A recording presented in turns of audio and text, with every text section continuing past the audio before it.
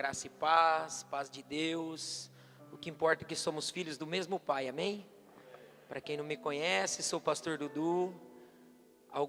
Se bem que estão todos sentados, casei aos 16 anos de idade. Minha esposa é a pastora Roma. E nós estamos aí nessa luta que o Senhor nos deu para pelejar pelo reino, ministrando a palavra de Deus, liberando palavras proféticas. Um pastor aqui de perto mandou um áudio que gostaria que eu tivesse aqui em novembro. Ele falou: já estou enjoado de só eu de apanhar, quero trazer você para bater um pouco nos outros. Então assim, o tempo de correr é agora. Quem tem perna para correr, corra. Amém. Não, brincadeira. Estava falando para o pastor Alan ali, né? Se eu morasse nessa cidade não ia dar certo. Se nós três ficássemos juntos nessa igreja, essa cidade ia mudar o nome, não ia ser Monte Mor, ia ser Vulcão Mor. A gente ia botar para sair fumaça desse lugar, porque quando a gente se encontra é algo sobrenatural, a conexão que nós temos. Tivemos tempo de mesa maravilhoso, com a palavra em cima da mesa, passamos o dia, quando a gente deu conta já era 6 horas da tarde, pregações em cima da mesa e falando a respeito do que Deus está fazendo, do que a igreja está fazendo. E confesso para você que eu ouvi Deus, e Deus falou para mim um dia, sentado na minha cama: compra uma passagem para Campinas. E eu comprei, e confesso que não era inicialmente estar aqui. O propósito do meu coração era outro, mas aprove Deus que eu estivesse aqui, porque o homem faz planos, mas a resposta certa vem dos lábios do Senhor. E como disse Jesus, eu vim para essa hora. O Senhor me chamou para esse lugar, o Senhor me chamou para esse dia, e é aqui que o Senhor quisera que eu estivesse. Amém? Pastor Alexandre não sabe o que eu vou ministrar, eu não contei para ele.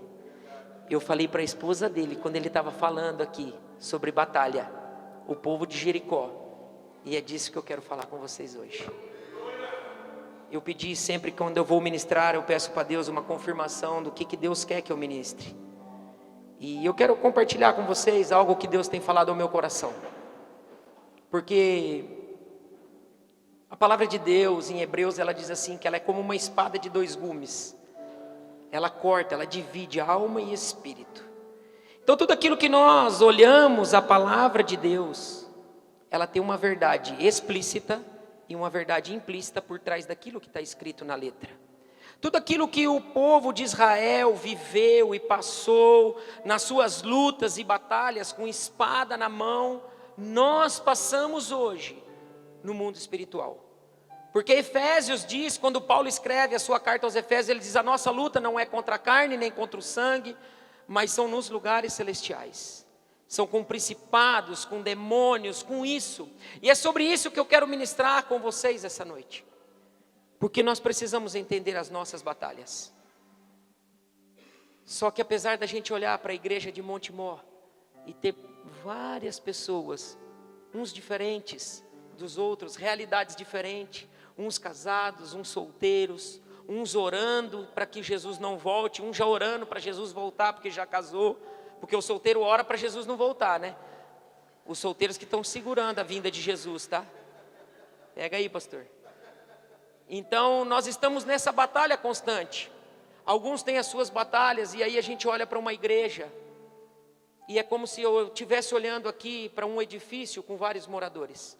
Se você olhar um edifício de 30 andares, as correspondências chegam todas no mesmo lugar, todas no mesmo CEP. Só que cada um mora em um nível daquele lugar. E assim é as nossas vidas. Nós congregamos no mesmo lugar, ouvimos a mesma palavra, temos o mesmo pastor, temos o mesmo Deus, a mesma Bíblia, só que visões diferentes. Alguns estão no térreo, outros estão no primeiro andar. Então os mesmos moradores de um apartamento, apesar de morar no mesmo endereço, eles têm visões diferentes do lugar que eles moram, da cidade que eles estão morando, do lugar que eles estão morando. Então quanto mais alto ele estiver, mais elevada é a visão do lugar que ele habita. Mas quando vem o vento, é ele que passa o maior medo, porque o vento bate mais forte no 10º, no 11º, no 12º. Talvez ele vai falar para o vizinho na manhã seguinte, quando ele estiver no elevador: cara mora lá no 20º andar. Aí para no primeiro, o vizinho do primeiro entra e fala: vizinho do céu, achei que o meu apartamento fosse mudar de lugar. Tremeu tudo, as janelas batiam. Você não viu o vento? O vizinho pode olhar para ele: eu não vi nada, lá em casa nem soprou vento. Eu vi que deu um relâmpago, mas nem o vento não pegou. Por quê? O vento de quem está em lugares mais elevados são mais impetuosos. Mas as lutas de cada um não diminui aquilo que você está vencendo em Deus. E uma das coisas que eu quero ministrar essa noite a respeito do livro de Esther, quero que você abra em Esther, são níveis de batalhas. Nós precisamos entender como igreja, como filhos, qual é o nível da batalha que eu estou lutando. Porque se nós não discernirmos o nível de batalha que eu estou lutando, eu posso deixar algumas áreas da minha vida sem vencer e entrar em batalhas que não são para mim. E aí eu acabo morrendo, porque eu entrei numa batalha que não era minha, sem resolver uma batalha que eu precisava ter resolvido. Então nós precisamos entender em que lugar o Senhor nos colocou, em qual batalha nós estamos vivendo e qual é a estação da nossa vida. Tanto para fluir, quanto para ajudar a Deus, ajudar o pastor, ajudar a igreja local. Tudo fala. Esther é um livro que me encanta, porque uma das coisas que nós vemos no primeiro capítulo de Esther ali, é uma festa que o rei Assuero dá para aquele povo. E esta festa fala naquele tempo, quando o rei reúne todos os seus convidados. Dizem os historiadores que aquele rei, ele faz uma festa para planejar um ataque. Ele faz aquela festa para planejar uma luta. Então quando o rei Assuero faz aquela festa e junta todo aquele povo, ali fala de um tempo de luta. E no decorrer de tudo aquilo que a gente vê como uma festa, onde ele se embriaga, e ele chama a rainha Vasti para que se apresente diante dos convidados. E todos aqui, creio que conhecem a história de Esther. E aí a rainha Vasti se recusa a se apresentar. E a rainha Vasti, ela é tirada do seu posto. E Esther é chamada para esse lugar. Ela é colocada no meio de várias mulheres. Ela passa por um período probatório. E a rainha ali, Esther, ela foi criada fora da sua pátria. Ela é uma rainha que ela não tinha fala do seu povo, da sua cidade natal. Ela foi criada no meio dos egípcios ali, ela foi criada de uma cultura diferente, tanto que ela é introduzida no meio das mulheres da qual o rei ia escolher. E eles não percebem que rainha Esther era uma judia. E assim somos nós nos dias de hoje. Nós estamos vivendo em uma cultura que não é nossa. Nós vivemos num mundo a qual nós não pertencemos. Mas nós somos chamados para esse tempo como libertadores de um povo que está perdido. Esse é o nosso lugar. Nós ainda não conhecemos a nossa pátria. Mas um dia estaremos diante dele face a face. Só que para isso nós precisamos entender as nossas batalhas. Nós precisamos entender por que o Senhor nos chamou. Nós precisamos entender qual é o nosso lugar no corpo, na igreja, na sociedade, no trabalho, na faculdade. Porque senão mais cedo ou mais tarde, nós poderemos ficar pelo caminho. Porque o nível de batalha vai aumentando. Alguns aqui sabem do que eu estou dizendo. Uma coisa é você ter 1 ano de convertido. Uma coisa é você ter 10, 20, 30, o negócio vai ficando mais pesado, porque você vai amadurecendo, você vai crescendo, e Deus vai te dando responsabilidade por aquilo que você já alcançou nele. Então quando nós olhamos para a Bíblia, e esse livro tão encantador que é a rainha Esther, uma das coisas que vem ao meu coração, em tudo isso que rainha Esther viveu, é a ousadia e a coragem que ela teve. Porque chega um determinado ponto, ela fala assim: se eu morrer, morri. Quando o seu Dio Mordecai, que aqui é uma tipologia do Espírito Santo, é aquele que nos conduz, que nos encoraja, que nos fala qual é o próximo passo, aonde que nós temos que andar, o que nós temos que fazer. Ele é a tipologia do Espírito Santo em nós hoje. Porque ela era assessorada pelo seu tio. Então quando nós olhamos para Rainha Esther, Nós precisamos pegar o que ela deixou para nós, naquilo que é implícito, aquilo que está por trás da letra, aquilo que se aplica, o outro lado da faca que nos corta hoje, e aonde nós podemos aplicar isso como igreja. E essa igreja de Monte Mor, ela nunca vai encerrar as suas batalhas. Sempre haverá uma batalha a ser vencida. Precisamos discernir qual delas nós estamos lutando. E aí, alguns lugares a gente vê Romanos 8, 18 e 19, se o filhão puder projetar lá. Eu sempre digo que algumas pessoas dizem que a igreja tem sofrido com o mundo. A igreja tem sofrido com o pecado do mundo. Mas eu quero dizer para vocês, à luz da palavra de Deus, a igreja não sofre com o mundo, pastor. É o mundo que tem sofrido com uma igreja ruim. Uma igreja que não entendeu as suas batalhas. Uma igreja que não se manifesta. Porque Romanos 8, ele diz assim, 8, 18 e 19. Considero que os nossos sofrimentos atuais não podem ser comparados com a glória que há de nos será revelada. Existe uma glória a ser revelada para nós.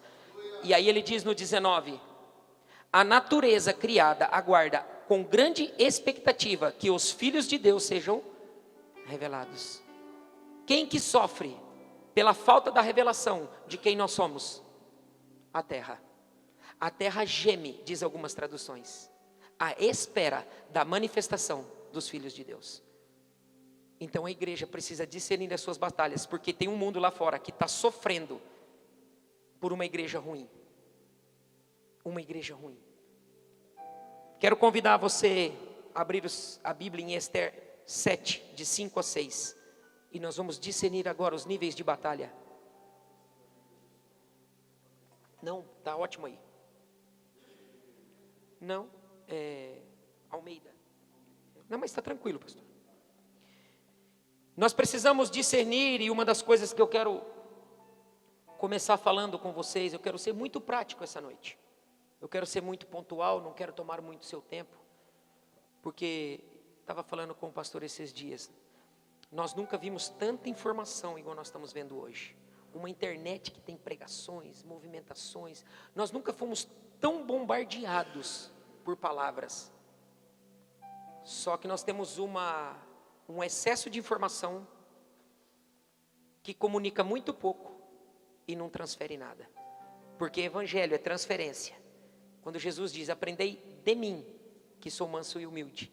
Do grego original é de mim, é de entranha para entranha. Então hoje eu quero derramar aqui com vocês, daquilo que eu tenho vivido, daquilo que eu tenho passado, das minhas lutas, daquilo que eu aprendi. Porque a palavra de Deus não tem a ver com você estudar e pregar uma letra. Tem a ver com você impartir vida. E eu vim aqui impartir a vida com vocês. Da minha entranha para a tua entranha. Porque eu não acredito mais numa palavra que nós vamos pregar e nós não vivemos. Isso que eu estou pregando para você hoje, eu já vivi. Estou vivendo e continuarei vivendo até o dia do Senhor Jesus. No final você vai entender. Esther 7, de 5 a 6 diz: então falou o rei Assuero e disse à rainha Esther: quem é esse e onde está esse cujo coração se indignou a fazer assim? Respondeu Esther: o adversário é o inimigo, este mau Ramã. Então Ramã se perturbou perante a rainha. Uma das coisas que nós precisamos entender aqui, depois de todo o contexto, que rainha Esther, ela vai diante do rei, seu tio Mordecai fica na porta do templo, chora, e aí o povo de Israel, ele é todo perseguido, existe um apontamento para acabar com o povo de Israel, existe como vou dizer para você, existe um movimento para que o povo de Israel fosse perseguido, aniquilado, fosse exterminado, e Mordecai ali, ele entra, orienta Esther, e Esther num determinado momento, ela fala, se eu morrer, morri. Ela se propõe ao tudo ou nada diante do rei, porque naquele tempo, o rei, ele tinha uma coisa, se você se apresentasse diante de um rei, sem ser chamado, e ele não estendesse o cetro de ouro, que fala da glória de Deus, se a glória de Deus não te alcançar, ela seria exterminada. Apesar dela ter sido selecionada para rainha, ela poderia perder o lugar que ela alcançou. Ela tinha que esperar o rei ser chamado. E rainha Esther, ela vai para o tudo ou nada. Por quê? Porque a sua geração, o seu povo estava correndo perigo. Então quando ela chega nesse lugar, o rei tem um sonho, e daí nesse sonho o rei vai olhar, ele perde o sono, ele vai olhar as cartas lá, e ele vê que o Mordecai um dia deu livramento para ele. E quando ele chama Ramã, que farei eu para esse homem a quem honrou o rei, cuidou do rei e tal, e Ramã pensa com ele, que é ele o negócio. Vamos colocar o cavalo, vamos lhe dar uma coroa, vamos lhe colocar o anel, vamos andar pelo reino. E o rei fala para Mordecai, fala para Ramã, fazer isso com Mordecai. E aí nesse momento, Ramã se entristece. Só que rainha Esther chega diante do rei e fala, Senhor, eu tenho uma petição. E aí começam os nossos níveis de batalha. Todos nós temos uma petição. Todos nós temos alguma coisa para apresentar diante de um rei. Todos nós temos os nossos níveis de batalha. Mas o que eu quero dizer para você essa noite, se você não estiver disposto ao tudo ou nada, não se coloque diante de um rei. Se você não estiver disposto a morrer pelo evangelho, não se coloque diante de Deus. Porque o evangelho para nós é tudo ou nada. Sabe uma das coisas que Deus tem falado ao meu coração nesse tempo? Nós estamos confundindo o evangelho com opções. No evangelho nós não temos opções. Nós não temos opções. Não é como você tem fome, pastor. E aí você tem uma necessidade, você tem ali uma realidade que está dentro de você, você precisa matar a sua fome. Mas aí você tem uma opção. Eu posso comer um peixe, eu posso comer uma carne, eu posso comer uma massa, eu posso comer uma lasanha deliciosa, não vou revelar onde foi. E posso matar a minha fome. Então eu alcancei um objetivo com opções que eu tinha pelo caminho. Mas no evangelho não é assim. No evangelho você não tem opções para alcançar o objetivo. No evangelho é sim, sim, não, não. Ou você entra para morrer, ou você nem entra, porque você já está morto. Você precisa morrer para viver o grão de trigo. Se você não tiver esse entendimento do tudo ou nada, não se ponha diante de um rei. Porque o Senhor quer pessoas que estão dispostas a morrer todos os dias, para que outros vivam. Então quando Esther faz isso, eu fico encantado. Por quê? Porque mesmo em tudo isso, ela não chega diante de um rei. E se você olhar ali, Esther diz assim, o que eu farei? Te darei até metade do meu reino. Ela podia ter chegado numa linguagem mais militar e caveirado. Poderia ter falado, rei, o negócio é o seguinte, tem um cidadão aí que está perseguindo a gente, já encontrei graça diante dos teus olhos, só que existem batalhas em nós que nós precisamos vencer na mesa. Esther pede ao rei 2 oportunidades de preparar uma mesa, antes de expor Ramã. Nós estamos tentando vencer alguns inimigos sem trazer para a mesa, sem passar pela mesa. A mesa é lugar onde nós resolvemos com os nossos inimigos. Prepara, Senhor, uma mesa perante os meus, unge a minha cabeça com, e o meu cálice transborda. Esse é o lugar que nós precisamos de entender. Porque mesmo nós temos uma palavra de Deus, sabendo quem nós somos, fomos para o tudo ou nada. Mas de repente, aquele inimigo, ele precisa de um tempo de mesa com você. Ele não precisa de alguém que mate ele. Mas aqui, eu quero trazer essa aplicação para uma outra vertente, mais profética. Porque Ramã aqui, Mordecai aqui, ele tem uma conotação da carne. Então uma das primeiras batalhas que eu e você vencemos, quando nós entramos diante de um rei e recebemos a glória dele, a graça dele que nos alcança, é a vitória sobre a nossa carne. Porque aqui, Ramã, profeticamente, um apontamento profético para minha próxima geração. Se eu quero que Deus alcance os meus filhos, os meus netos, eu preciso matar a minha carne. Eu preciso ter vida com Deus. E Ramã aqui, ele fala da carne, ele fala de alguma coisa que está tentando nos parar. Ele está falando de uma carne que todos os dias luta contra os propósitos de Deus sobre nós. Então, para um apontamento profético, quando nós olhamos para esse lugar, nós vemos Mordecai Um homem que representa a carne, conspirando dia e noite com a nossa geração. Porque uma das coisas que nós precisamos entender: quantos aqui creem no Senhor Jesus Cristo? Quantos aqui confessam Jesus como seu único e suficiente Salvador? Você já está salvo. Você já está salvo.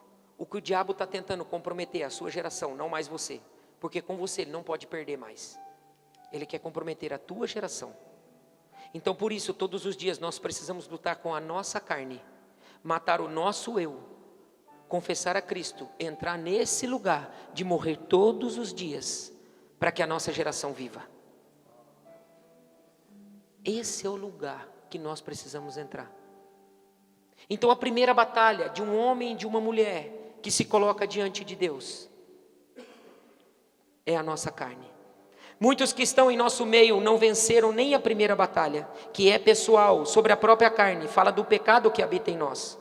A primeira batalha proposta por Deus ao seu povo, entrar em Canaã, mas a incredulidade não deixou eles avançar e morreram no deserto. Aquele povo que morre no deserto, eles morreram porque a carne deles não entrou no deserto, não entrou em Canaã. Eles murmuraram, eles queriam comer cebola, eles se lembraram do Egito. E o Senhor falou para eles: aqui vocês não entram. Se você não matar a sua carne, você jamais entrará nas promessas de Deus. Lucas 9, de 23 a 25, os discípulos devem levar a sua cruz.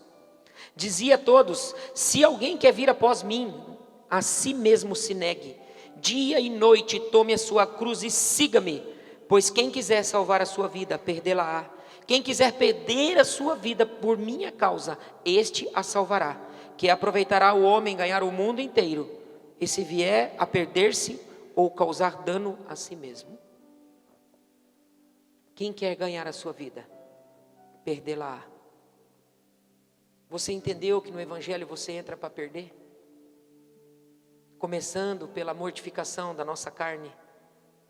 Porque o que tem nos separado de Deus é quando nós queremos os nossos direitos.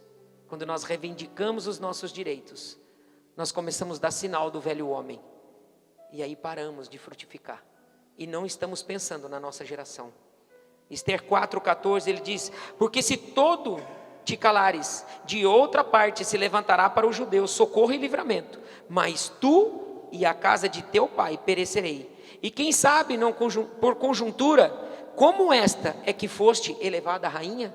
O que Mordecai diz aqui para Esther, será que não foi para esse tempo que o Senhor te chamou?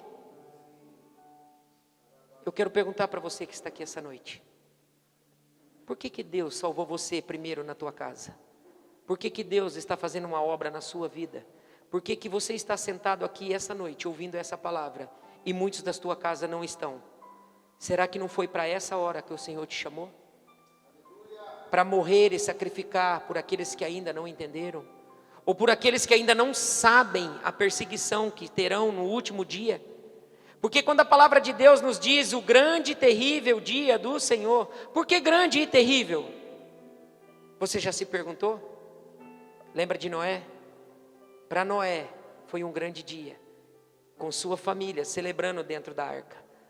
Só que para aqueles que estavam para o lado de fora, vendo a água subir, foi um terrível dia. Foi um terrível dia. Se Jesus voltasse hoje, como seria para a tua casa? Como seriam os teus filhos? Como seriam os teus parentes? Porque para você pode ser um grande dia, mas foi para esse tempo que o Senhor te chamou, para que você faça deles um grande dia para todos aqueles que é a tua geração. Porque o Senhor espera de nós que nós façamos para a nossa próxima geração um grande dia. Só que para isso nós precisamos crucificar a nossa carne.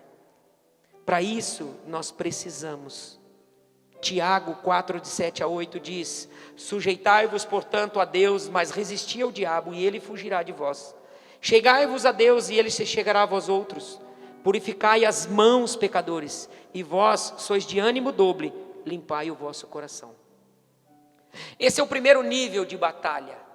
Limpar o coração, ter as mãos limpas, um coração puro, entrar nesse lugar de entendimento que eu preciso vencer a minha carne, primeiramente, para depois avançar em outros níveis de batalha. E uma das coisas que Deus chama a minha atenção para um segundo nível de batalha, Ester 9, de 6 a 10. Depois que vencemos a nossa carne, depois que topamos andar com Deus, existe um segundo nível de batalha que nós precisamos enfrentar. Ester 9, de 6 a 10, ele diz assim: na fortaleza de Suzã, os judeus mataram e destruíram a 500 homens, como também a Parsadata, a Dalfon, a Aspata, a Porata, a Dália, a Aridata, a Farmasta, Arizai, Aridai e a Varzata, que eram os 10 filhos de Ramã, filho de Emedata, o inimigo dos judeus, porém nos despojos não tocaram. Aqui nós vemos que depois de toda a história, que Ester vence Ramã, o rei autoriza Ramã ser pendurado numa forca. A guerra de Ester não terminou. Você vê que os judeus, dentro do castelo, dentro da fortaleza, eles chamam os filhos, eles matam os filhos de Ramã. Isso fala de maldições familiares, maldições hereditárias. Isso fala de você vencer em ambientes de família. Isso fala de um segundo nível de batalha. Isso fala de um lugar onde nós entramos, não mais pela nossa vida, porque nós vencemos a nossa carne, transpassamos esse lugar, e agora nós começamos a entrar em lugar de batalha, pelos da nossa casa, matando tudo aquilo que é maldição, coisas que vieram os filhos de Ramã. Os filhos de Ramã representavam coisas que lá na frente poderiam nos alcançar de novo. Então os filhos de Ramã, eles são mortos e são pendurados. Segundo nível de batalha. E uma das coisas que Deus traz ao meu coração é que na cultura ali do povo de Israel, toda batalha que era vencida era direito pegar os despojos. Todo povo que vencia uma batalha, eles poderiam pegar os despojos. Só que se você olhar para Ester 9, ele diz: os inimigos dos judeus, porém, nos despojos não tocaram. Por que eles não tocaram nos despojos? Porque quem luta por uma geração não está preocupado com nada da terra. Ele não se preocupa em ganhar dinheiro, ele não se preocupa em juntar, ele não quer saber dos despojos, ele quer saber de dar livramento para a sua geração.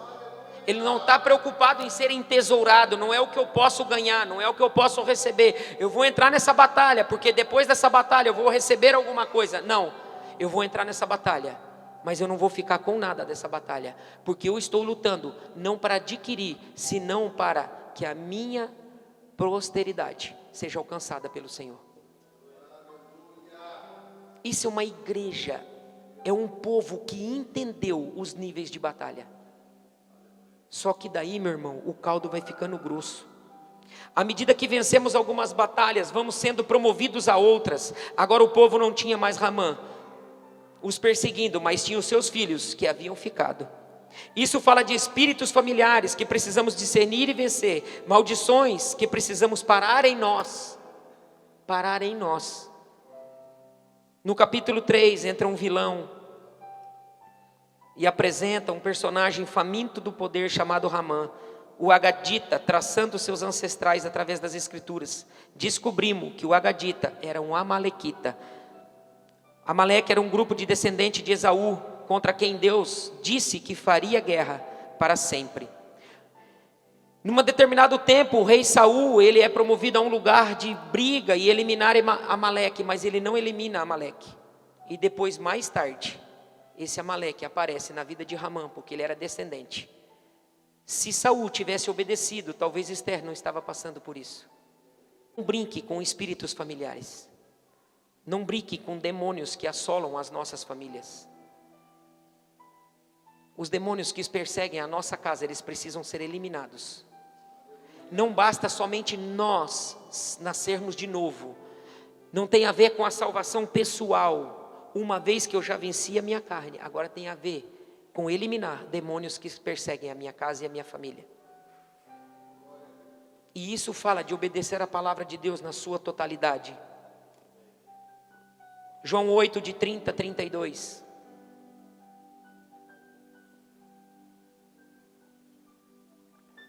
João 8, 30 a 32. Muitos de nós, é um versículo que ficou muito conhecido. Ele diz assim, né? Todos nós sabemos: conhecereis a verdade, e a verdade vos libertará. Mas se a gente puxar o texto anterior, que é o 30, ele diz assim: ditas estas coisas, muitos creram nele. Disse, pois, Jesus aos judeus que haviam crido nele: se, pois, permaneceres na minha palavra, vós sois verdadeiramente os meus discípulos, e conhecereis a verdade, e a verdade vos... A libertação é para os que crerem. A libertação é para crente. Nós estamos confundindo expulsar demônio de libertação. Você expulsar o demônio de uma pessoa, você fez ele liberto por aquele momento. Mas a libertação que Deus tem para o Filho de Deus é diferente. Porque existe uma libertação para os que crerem. Então nós podemos libertar uma pessoa de uma manifestação, mas de espíritos que nos acompanham é para os que crerem. Então nós precisamos entrar. O povo de Deus, o que Paulo escreve? Nós somos os bons soldados de Cristo. Você foi alistado para uma guerra, para uma batalha, para entrar em lugares de confronto. Não ande pelo que você está vendo, em nome de Jesus, por misericórdia. Faça discernir o seu espírito, as suas lutas. Nós não estamos lutando contra pessoas, nós estamos lutando contra espíritos. Por isso, quando eu olho para alguém, eu não posso pensar: eu estou lutando com você, minha irmã. Não, eu tenho que olhar em você a eternidade, discernir o espírito que está em você, e guerrear nos lugares celestiais com o espírito que está te dominando. O meu problema não é com você, é com o espírito que te domina. O problema é que nós não estamos olhando para as pessoas com a eternidade, não estamos discernindo as nossas guerras, estamos nos matando nas comunhões, porque é o menor descuido, alguém que discorda da gente, a gente rompe com a comunhão. Não discernimos a batalha, não discernimos a batalha, e aí começamos a pelejar com o irmão, e não mais com o demônio que está assolando a mim e a ele. Precisamos discernir as nossas batalhas. Existe uma promessa para o povo que ainda havia saído do Egito, mas para isso foi preciso cortar os laços com o passado. Josué 5, de 2 a 5. Naquele tempo disse o Senhor a Josué: faça facas de pederneira e passa de novo a circuncidar os filhos de Israel. Então Josué fez para si facas de pederneira e circuncidou os filhos de Israel em Gileade. Foi esta a razão para que Josué os circuncidou. Todo o povo tinha saído do Egito. Homens de todos, homens de guerra, já eram mortos no deserto pelo caminho, porque todo o povo que saíra estava circuncidado, mas nenhum deles que nascera no deserto, pelo caminho, depois de terem saído do Egito, haviam sido circuncidados. Aqui fala de um espírito de incredulidade que o povo havia herdado, por isso foi preciso circuncidar de novo. Os pais não entraram. Todo aquele povo que nasceu no deserto, todo o povo que nasceu no deserto, ele entra na terra prometida. Mas antes da primeira batalha, o Senhor chama Josué e fala: traga o povo, vamos circuncidar eles. Porque aqui a circuncisão fala de um corte, de uma nova aliança, para deixar para trás a incredulidade dos pais. O que Deus estava fazendo era cortando os filhos para que não carregasse a incredulidade dos pais. Porque para aquilo que Deus precisava fazer com o povo de Israel, Ele precisava cortar o vínculo com o passado. Você não vai prosperar em Deus se você ficar olhando para trás. Você não vai prosperar em Deus se você não cortar os demônios que acercam a sua casa e a sua família, seja de vícios, seja de qualquer coisa. Eu vou dizer uma coisa para vocês. Toda a família, da parte da minha mãe, meus tios, meus primos, todos eles gostam demais de bebida. Demais. Alguns tios, alguns primos, eles tomam muito. Alguns tios meus chegaram ao alcoolismo. E aí você pensa comigo, quando eu escutei a palavra aos 16 anos de idade, eu nunca bebi. Aí você fala, pastor, por que você nunca bebeu? Porque eu discerni o espírito que perseguia a minha família. E eu cortei na carne. Então, para mim, esse espírito é zero. Então nós precisamos entender que algumas coisas que a tua família passa, você tem que cortar no zero. Se você tem históricos de drogadição, de alcoolismo, se você tem alguns históricos, você precisa cortar no zero. Porque são espíritos que nos perseguem. Então eu decidi cortar essa maldição. E eu decidi. Muitas vezes peguei meu avô e meus tios no ponto de ônibus. Os vizinhos às vezes batiam lá em casa. Olha, teu avô está num ponto de ônibus caído. Eu pegava o carro e ia lá buscar meu avô. Uma pessoa a quem eu amava. Só que eu discerni e falei, não. Meus filhos, nenhum deles nunca provaram bebida. Meu filho, minha filha, minha neta, todo mundo, mostrei para o pastor. Pai, vai transmitir o culto, vai transmitir. Eles querem ver o que eu estou ministrando. Eles querem, meu pai com 78 anos, minha mãe, aonde eu vou ministrar, nas redondezas, ele pega o carro dele, ele vai atrás. Porque nós precisamos cortar alguns vínculos para que você tenha autoridade daquilo que você está fazendo. Porque algumas palavras, elas precisam ser pontuais no reino do Espírito. A moeda no reino de Deus é sangue. Precisamos estar atentos com as alianças de sangues que foram feitas pelos nossos pais, pelos nossos avós e pelos nossos bisavós. Toda a movimentação, tudo aquilo, ele tem uma conotação no mundo espiritual. E uma das primeiras coisas que nós olhamos, todos nós dizemos, qual foi a primeira conquista de Israel? Qual foi a primeira conquista de Israel? Qual foi a primeira batalha de Israel? Jericó? Não, foi uma família, a família da prostituta. Foi a primeira conquista de Deus. O que Deus veio dizer: faça uma aliança comigo e eu vou salvar as famílias. Foi a primeira conquista, não foi uma cidade, foi uma família. Uma prostituta que se colocou no lugar de fazer uma aliança com Deus e honrou a palavra dela, e ela teve um livramento, e a família dela foi salva.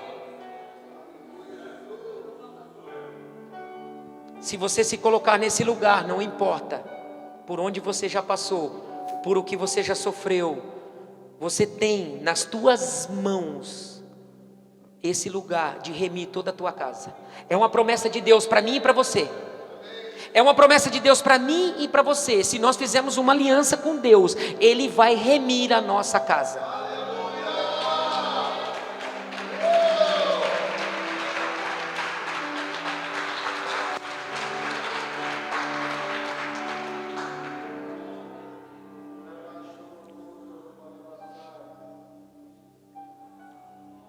Salmo 144:1, ele diz: bendito seja o Senhor, rocha minha, que me adestra as mãos para a batalha e os dedos para a guerra.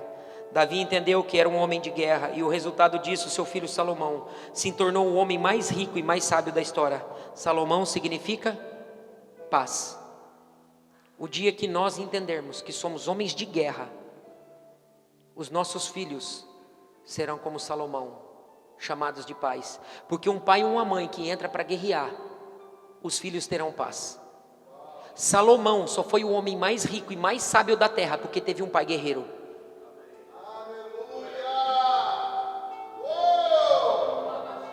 O que você vê? Eu ia dizer isso para você quando o teu menino estava tocando e depois você subiu para tocar. Ele toca melhor do que você. Muito, porque eu olhei para ele profeticamente e imaginei ele no teu tamanho. Eu olhei para ele, daqui 20 anos vai dar show em você, porque você é homem de guerra e ele vai ter paz para tocar, porque muitas vezes nós tocamos para batalhar, ele vai tocar para adorar. Quando você guerreia, ele pode tocar em adoração, porque não precisa mais guerrear, porque muitos espíritos que rondam você hoje está caindo por terra para que ele possa desfrutar. Vocês estão conseguindo entender os níveis de batalha que nós enfrentamos? Vamos lá, vamos lá. Vocês ainda estão comigo? Vocês ainda me amam? Não vou precisar sair pelo fundo não, né? Amém. Deus é bom. E aqui mais um nível de batalha, Esther 9:15. Primeiro nós vimos que Esther reúne no castelo, dentro da fortaleza de Suzã. Prestem atenção nos territórios. E dentro da fortaleza de Suzã, que é dentro de casa, ali é uma conotação da casa, ela mata os filhos de Ramã. Só que quando nós chegamos no 9:15, ele diz assim: reuniram-se os judeus que estavam em Suzã. Agora é na cidade. Agora é na cidade. Também no dia 14 do mês de Adar, e mataram em Suzã 300 homens, porém nos despojos não tocaram. Agora aqui nós estamos falando de um outro nível de batalha, de um nível de batalha territorial. Agora nós lutamos por território. Então essa igreja, ela luta por um território. Você luta com a tua carne, você luta na tua casa, só que quando você chega aqui, você luta por um território. Pelo bairro, pela vizinhança, pela tua cidade. Isso fala de um território. Uma igreja que ela não luta nesse lugar, ela nunca vai tocar a cidade que ela está. Eu não venho à igreja para melhorar a minha vida. Eu venho à igreja para guerrear, para que o Senhor faça dessa igreja notável aonde ela está, e os demônios desse lugar batam em retirada, para que os vizinhos possam tomar aquilo que nós estamos provando. Nós estamos como igreja lutando nesse lugar, por esse território. Nós tomamos posse desse bairro, dessa cidade, a partir dessa igreja. Porque esse é o lugar da igreja, lutar por territórios.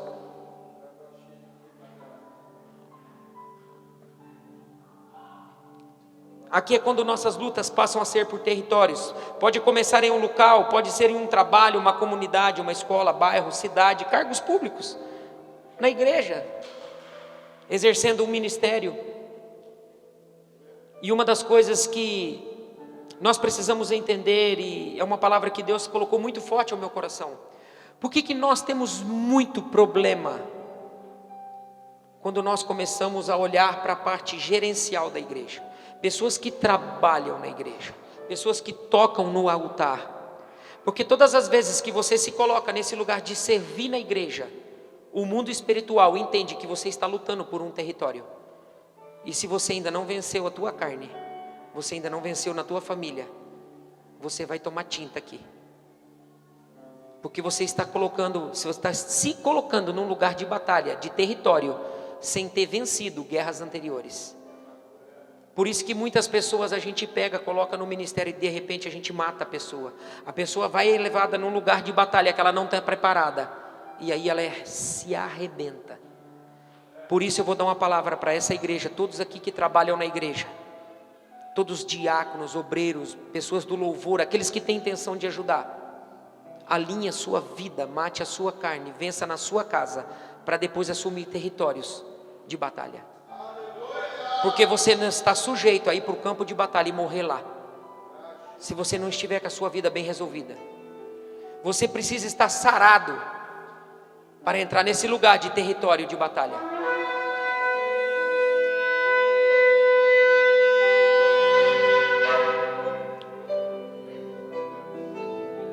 Show que anderei. Louvor e adoração fala de lugares de adoração, onde nós expandimos lugares de territoriais.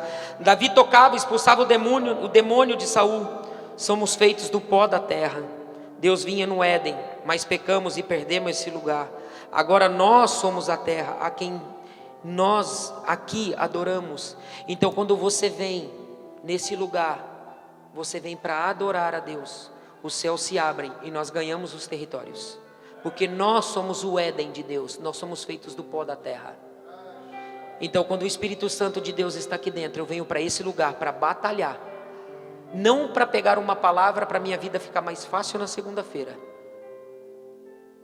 Apesar que Deus falou que nós comeremos o melhor da terra.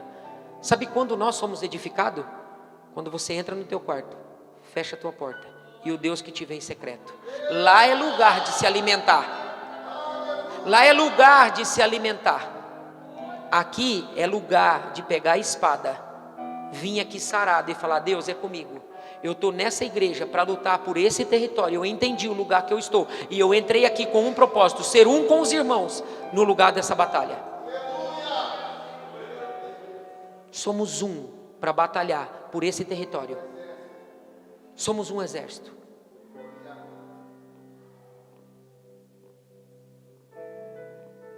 E o último lugar que eu quero ministrar para nós encerrarmos. Falei para vocês que eu ia ser muito prático essa noite. Lugares de batalha. Alguns de nós teremos que retroceder. Alguns de nós vamos ter que chegar diante do pastor e: pastor, eu preciso resolver um negócio lá em casa. Eu não consigo te ajudar por esses dias. Chama o pastor Alexandre, abra o coração para ele, converse com ele. E ele vai ajudar você a vencer batalhas. Porque essa é a função do pastor.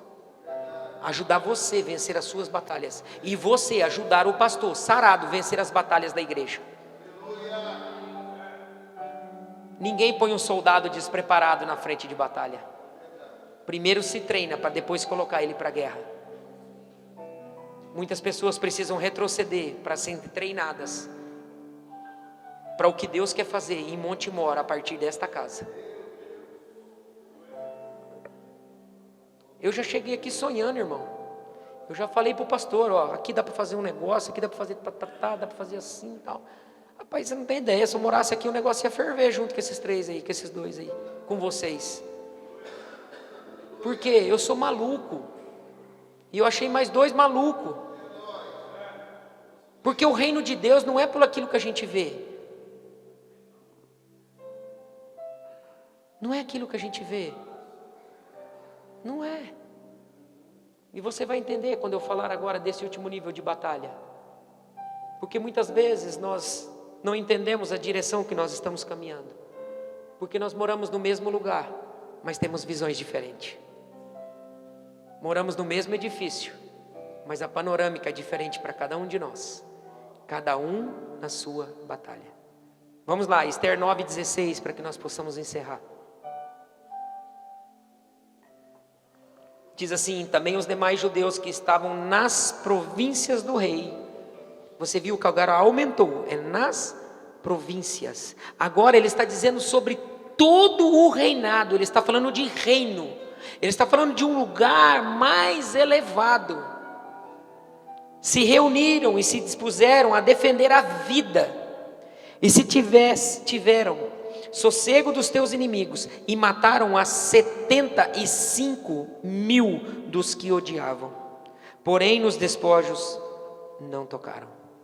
Reuniram-se os judeus que já se achavam em Suzã, também no 14 de Adar, e mataram em Suzã a 300 homens, porém nos despojos não tocaram. Aqui nós estamos falando de um nível mais elevado de batalha, aonde aquilo que eu disse no começo de Efésios 6, que a nossa luta não é contra a carne e contra o sangue. Aqui são níveis de batalhas no reino de Deus. Níveis de batalhas, nós estamos falando de lugares de pessoas que têm ministério, de pastores, pessoas que chegam nesse nível de batalha, onde o diabo ele dá com força sobre nossa casa, se ela não estiver bem resolvida. Ele dá sobre a nossa vida, se não estiver bem resolvida, e ele dá sobre os nossos territórios, se não estiver bem resolvido, nós vamos sucumbir. Porque quando ele luta no reino, é uma batalha mais elevada, ele tem um lugar de expansão maior. E aqui todas as armaduras de Deus, elas precisam estar posicionadas de maneira correta em nós. E quando nós falamos de batalhas no mundo do reino, se você falar para mim: pastor, Como que Deus te deu essa palavra? Deus me deu essa palavra no momento mais difícil da minha vida. Porque chegou um determinado momento que Deus disse para mim: agora você vai para o reino. Você já não luta mais num território. Na virada desse ano, eu ministrei na casa do pai uma palavra que Deus tinha dado para mim. O pastor Alexandre estava lá no Ministério Sena com o pastor Casas. E no dia que eu subi no altar, Deus falou assim para mim: a partir de hoje, você vai ser como o vento. Eu falo e você obedece. Eu fiz um passaporte, coisa que eu nunca tinha. Eu coloquei diante de Deus, está lá em casa. Tirei foto, mandei para o pastor Casas. Mandei para você, mostrei. Falei: Deus, está aqui o passaporte. Eu não sei para onde é, mas o Senhor sabe. Só que quando Deus falou isso ao meu coração, na virada do ano, lá no pastor Casas, que a movimentação comigo esse ano ia ser diferente, eu topei. Eu falei: eu estou para tudo ou nada. Porque meus filhos já casaram. Só está eu e minha esposa dentro de casa. E minha esposa é daquele jeito assim, se fala amor, ela fala assim: tô com a mala pronta. Sabe aquela pessoa que gosta de... Rapaz, é igual aquele... Abriu a porta do carro, ela puf para dentro. Eu falo: não amor, só vou na padaria, calma. E ela é parceira. Eu casei com 16 anos de idade, eu tenho 48. Então meus filhos casaram. E aí eu olhei para Deus, falei: Deus, eu e minha esposa foi levado cativo, o cativeiro, foi tudo. Nós estamos sem gaiola, nós estamos aí, porque der e vier. E isso era a minha oração ano passado. E aí chega a virada do ano, Deus olha para mim e fala: agora vai. Amém, amém, amém. Estou lá em Santa Catarina, minha menina passou mal. E a minha esposa veio e falou para mim: a Duda está mal. Eu falei: a Duda está grávida. Todas as gravidezes da minha filha, Deus me avisou, todas, sem exceção. Quando ela vinha contar, ela brincava: ah pai, com você não tem graça, você é profeta. Porque eu pegava e falava. Tem uns meninos lá em Foz, ele já está no segundo filho, e os dois que ele teve, eu acertei o sexo. Então o pessoal fica perguntando, né? O que vai ser, pastor? O que é? Como é que vai ser? E aí a minha menina passou mal, estava na praia com a gente, e eu falei para minha esposa: minha filha está grávida. Ah, está grávida. Resumo da ópera. Passaram-se os dias, voltamos para Foz. E Deus construindo algo em mim. Eu falei para Deus que eu ia obedecer, independente de qualquer coisa. 4 meses ela estava de gravidez, descobrimos a gravidez, tal. Ela foi, fez o exame para saber o sexo do bebê. Escutamos o coraçãozinho dele. As irmãs aqui sabem como é que é, né? Aquela correria no grupo da família, manda o áudio do coração, e aquele piseiro, e agora tem o chá revelação, e manda só para aquele que é o que segura o rojão, que não conta para ninguém, porque senão quando vai revelar já está tudo revelado. Sempre tem um da família que segura no silêncio, né? Aí mandamos lá para minha nora, esposa do meu filho.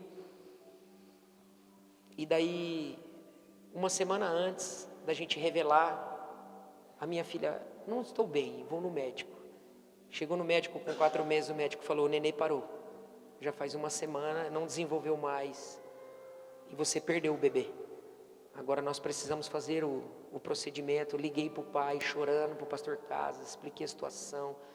Passou uma semana ela esperando, e todas as noites eu não dormia. Eu falava: Deus, o Senhor pode todas as coisas, está lá dentro. O que é para o Senhor fazer o coração dele voltar a bater? E Deus falava assim para mim: você não falou que topava tudo comigo? Você não falou que era um homem do reino? E eu estava ali e de repente tinha uma ministração para mim fazer no domingo à noite. Aí eu não aguentei a pressão. Eu não aguentei. Domingo de manhã, 8 horas da manhã, liguei para o pai. Falei: pai, o negócio aqui está apertado, eu preciso ministrar amanhã. E confesso para o senhor que o meu coração está rasgado. Eu tinha escutado o coraçãozinho dele. E Deus tinha falado para mim que era um menino. Deus tinha falado para mim que era um menino. E daí o pastor Casas na hora orou, mandou um decreto. Naquele momento eu desliguei o telefone, meu telefone tocou, minha filha: pai, estou indo para o hospital para fazer o procedimento que parece que começou a descer. Naquela hora que o pastor Casas orou, minha filha vai para o hospital, passou sábado o dia inteiro, passou a noite inteira no hospital. Eu fiquei na casa dela cuidando dos meus 2 netos, porque eu já tenho 2 netinhos, um netinho e uma neta.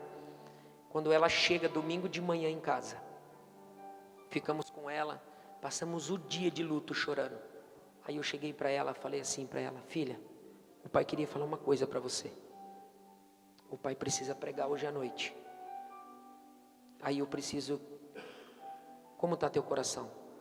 Ela fala: pai, desse jeito ela falou: o senhor é um homem do reino. Vai, seja abençoado, estarei aqui orando por você. E naquele momento Deus disse para mim: a morte não te para. Nada mais vai te parar. Você é um homem do reino. Pastor Alexandre, você é um homem do reino. Nada pode te parar. Você precisa entender as suas batalhas. Você não pode parar nos embaraços. Você não pode parar na morte. Você não pode parar em nada. Independente do que aconteça, você precisa entregar a palavra profética que Deus colocou dentro da sua vida. Você é a mesma coisa, Alan. Nós temos uma palavra, nós somos homens do reino. E quem sabe amanhã não seja você que esteja nesse lugar. Mas para isso nós precisamos vencer as nossas batalhas. Somos homens do reino.